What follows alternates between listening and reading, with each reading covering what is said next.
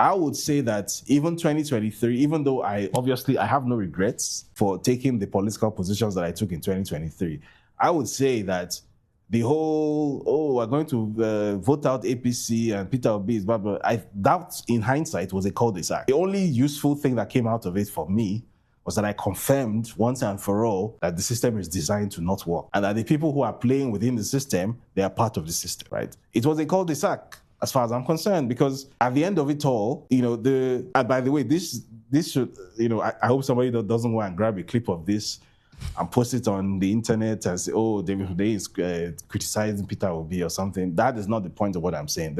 I'm making a much wider point that because of that lack of understanding of what the problem actually is, we kept misdiagnosing what the issue is and looking for solutions in all the wrong places. I was guilty of that too. So I was looking for a solution in 2023 from the Nigerian electoral system, which it was clearly never going to come from, because obviously Peter Obi was never, ever, ever, even though obviously everybody and their dog knows that he won the election, but he was never going to be Nigerian president. It was just never going to happen.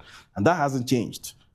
Be it 2027, be it 2031, as long as the current system persists, somebody who has any sort of baseline of integrity or honesty or accountability or governance capacity or, economic literacy, whatever it is that you are looking for in a leader, that person is never going to be declared winner, because the system that is in control of Nigerian elections has decreed it so. That's why Muhammadu Buhari will win 2 terms in Nigeria.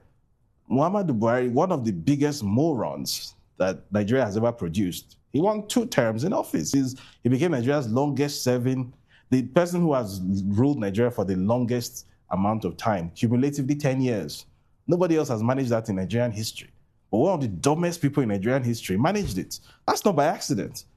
And that's why after Buhari went, you will get a drug dealer. And then after that one goes, who knows, maybe you end up with, and I don't know what to be next. Because it has gone from illiterate dons to drug trafficker. Who knows what the next level is beneath that?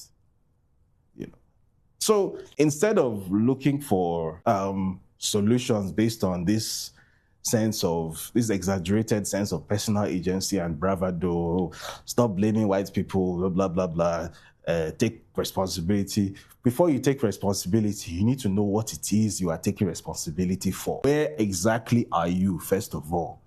So that you don't end up deluding yourself and thinking that you are fighting something when you are actually... And I'm saying this because that was what happened to me.